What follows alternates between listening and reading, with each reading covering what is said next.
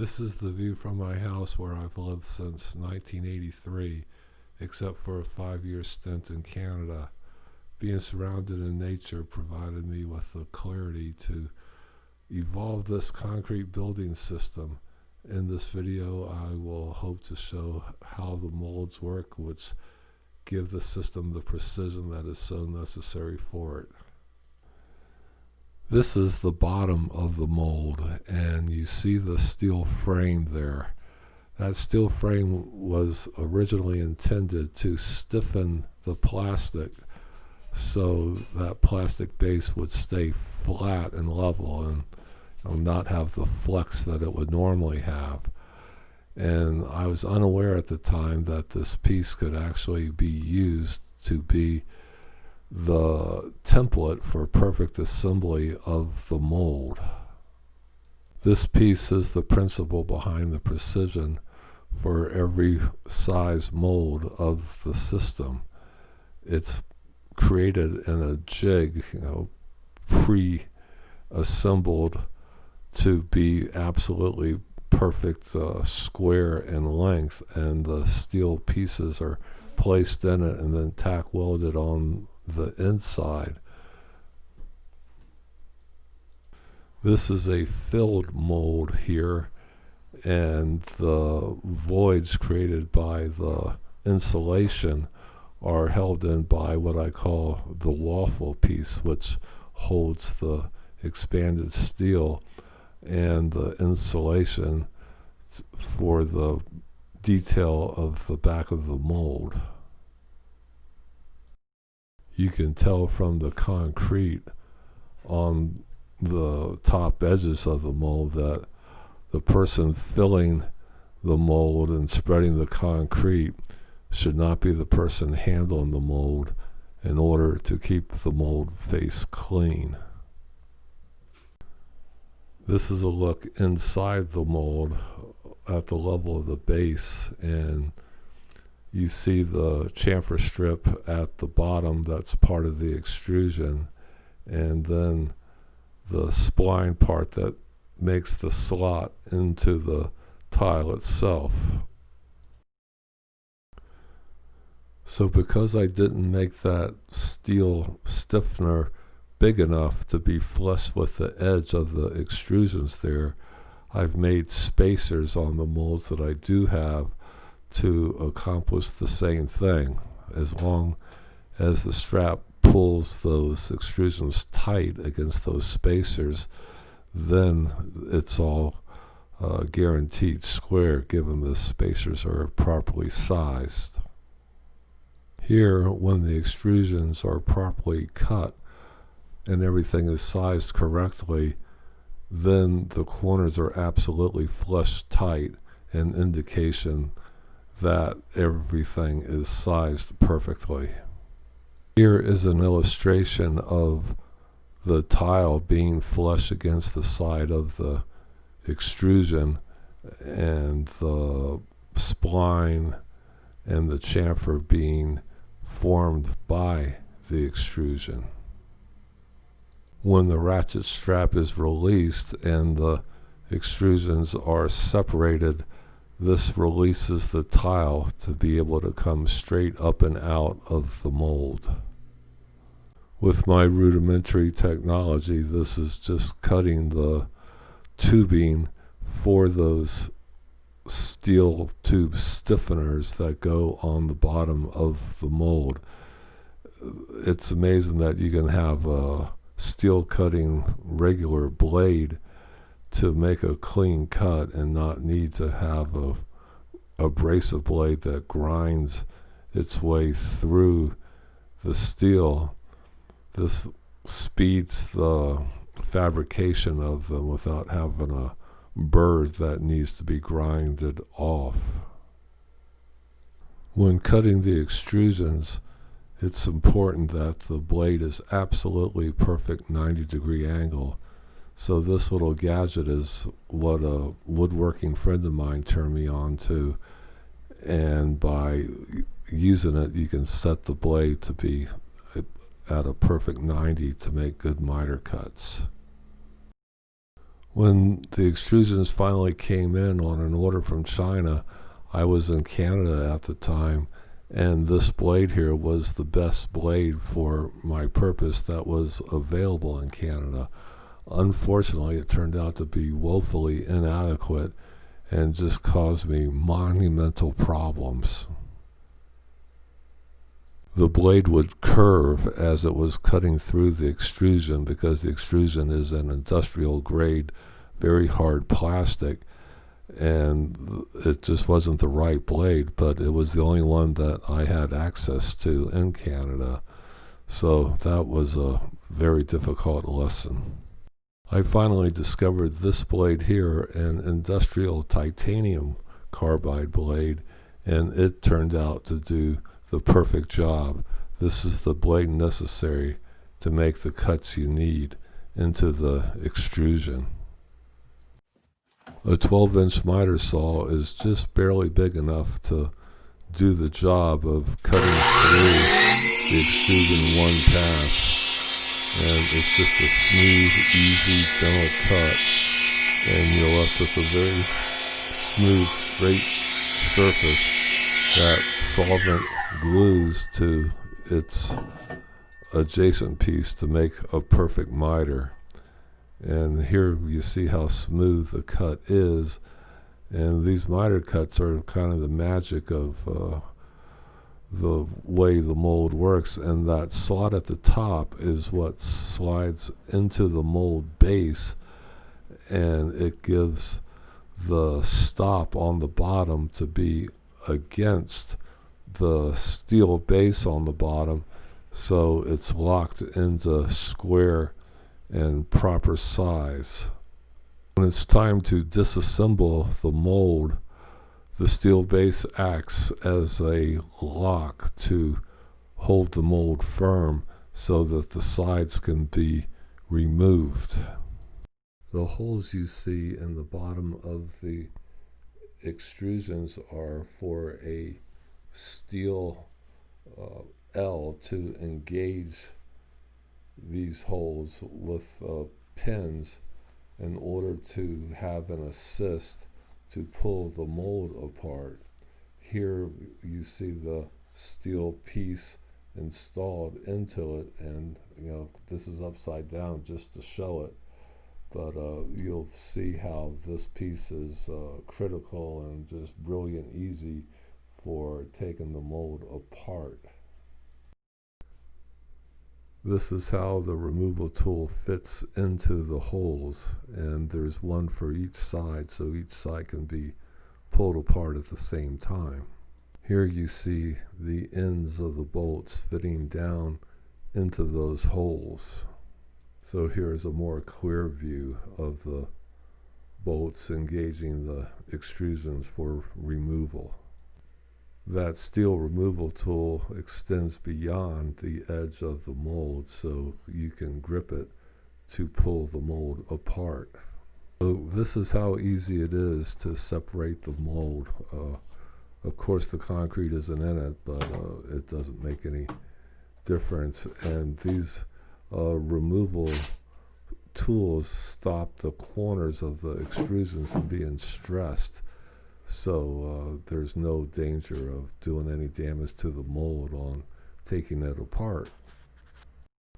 So now to reassemble the mold, you clean and oil the components so the next tile will come out perfectly clean and smooth, and this is just part of the process of imparting that glass smooth surface to the tile, and by doing a good job cleaning, it makes the next cleaning be fast and easy, and that's just so helpful to not have to be scrubbing a lot of concrete that would have stuck to the mold itself if it hadn't been cleaned well.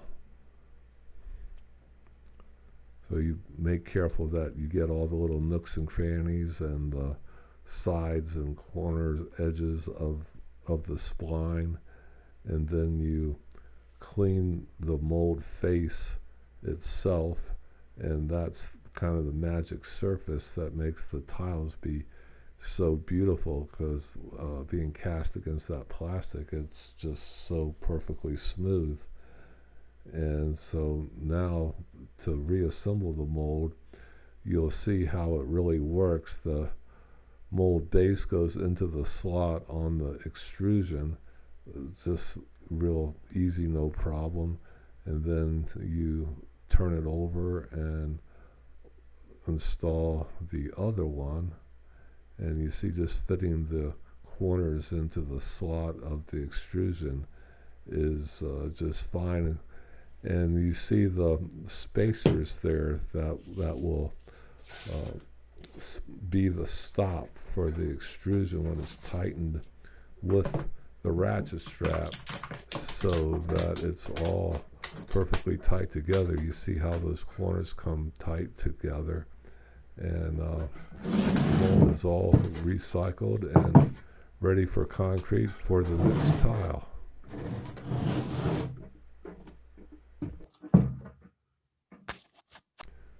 So here again, you see the extrusions being pulled tight against that steel base, with those spacers compensating for the mistake I made in sizing the steel base. And that just, the future molds will have that steel base go exactly out to the edge of the extrusions. And so that steel base is just magical for holding the tile in perfect position. We may not be making these molds from scratch. We might have them made in China and shipped to us already assembled, but this is how they would be made.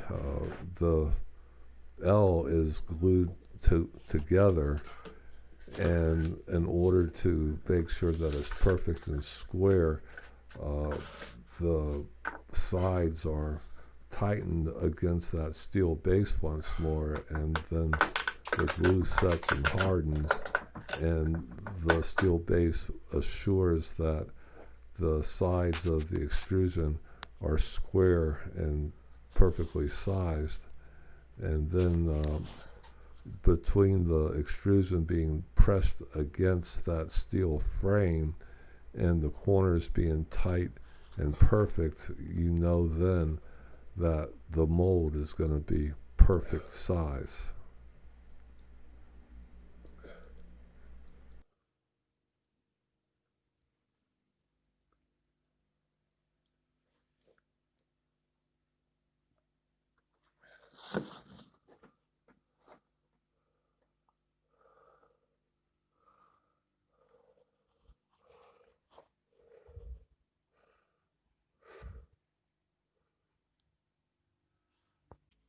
So this is the back of the panel with, instead of using styrofoam to create that void, I was using blocks of wood cut to do it with.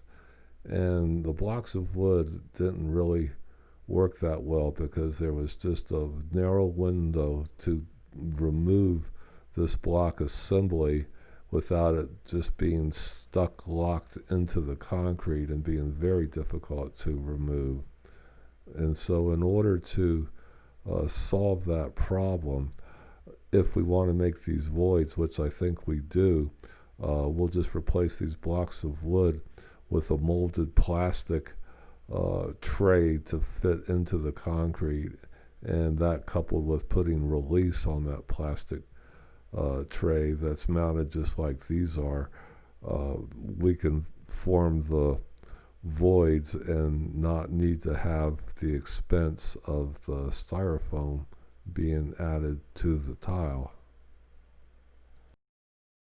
Using styrofoam here, the styrofoam costs about $2 per cubic foot, and it's displacing the concrete that costs $6 per cubic foot. So there's still good value in using styrofoam, but why have the expense of the $2 per cubic foot if it's not necessary? This is a key illustration to appreciate how powerful the system is. This picture is as if you remove the wall tiles from the floor of a building and you were just left with the concrete that was poured inside the wall tiles to create the columns here that would be holding that floor up. And you also see that bond beam in line with these columns that would be where the wall was, and the wall automatically forms this bond beam by just having whatever the bond beam is supported by, dirt or insulation or whatever, and then not fill to the top and leave that space for the bond beam to be poured right in there also.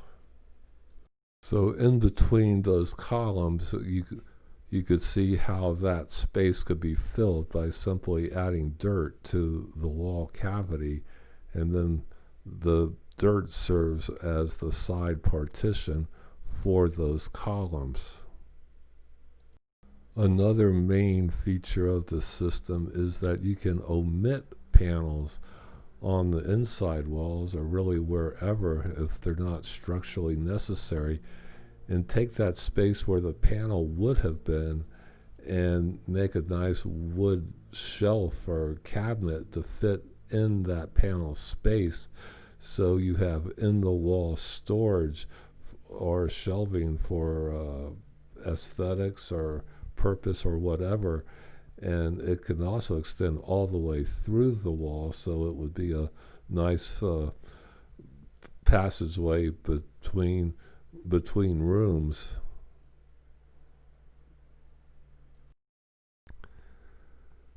These purple objects in this illustration are threaded fasteners that can be embedded into the concrete tile itself, so you fasten into them with bolts to secure whatever you would want. And so here you see that a forming system for a concrete slab roof ceiling can be created just like this, and a post-tensioning tendon is shown also, which would be the way to go to minimize concrete and to give maximum strength to the building. So once the slab is formed and poured, then you take that forming mechanism off, and then the tile can be bolted into the threaded fasteners that are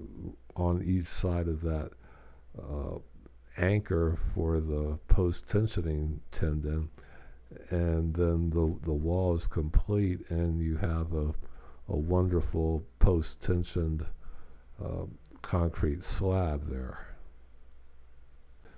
This is how a reinforced lintel above a window opening would be formed. You just do it in the wall cavity, and once you have the rebar in place, you install the lintels on each side of it, and then when the bond beam is poured, this forms a reinforced lintel for structural integrity, and it's just another wonderful way that the system serves as a stay-in-place form for the bond beam that adds ultimate strength to the building. The owner of this had a fun time playing with acid stains and dyes on the tiles to create a colorful aspect. It was just her fun thing to see what she could come up with. This is another example of what you can do with acid stains. Here is an experiment at sprinkling dye into the mold face, pouring concrete on top of it, and seeing how that reacts. Is an effect that a more skilled artistic person can impart to the concrete tiles. The ability to be skilled at this aesthetic enhancement is a huge factor to create a stunning and very profitable building exterior. This is the jig that was used to just fit the styrofoam into that waffle assembly, so the spikes go down and engage the styrofoam, and you fasten the expanded steel to that assembly that goes into the back of the mold when the concrete is added, and that assembly is vibrated down into the concrete, placing the molds and the steel in their proper location. Electrical boxes and switches are cast directly into the wall tiles, and their location is specified during the design stage, and they're added during the casting process. So when we're casting these tiles, just be prudent to put the boxes in where they're specified, and then on the wall diagram during installing the panels during construction, you know exactly where to put the tile that has the box in it, and you can connect them all with conduits, so whatever wiring you put in there, if you want to, you can remove it at some future stage. What kind of wire and how you want to do it is just a decision of the designer, given the environment that the uh, building is going to be in and the requirements for properly serving the inhabitants.